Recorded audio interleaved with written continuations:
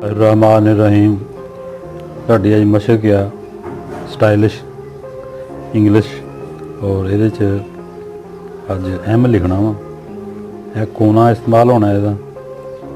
ਤੇ ਜਾ ਕੇ ਕਲਮ ਜਦੋਂ ਨੀਚੇ ਆਏਗੀ ਉਦੋਂ ਮੋਟਾਈ ਜਾਏਗੀ ਫਿਰ ਉੱਪਰ ਜਾਏਗੀ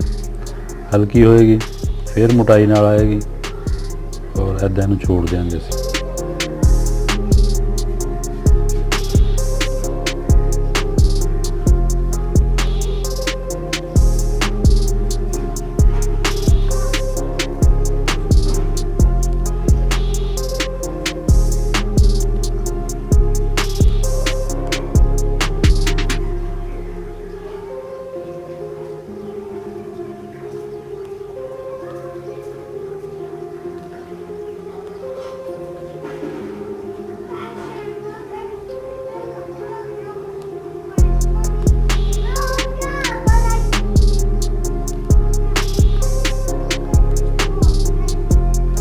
ऐसे ही साडा अज दा सबक अहम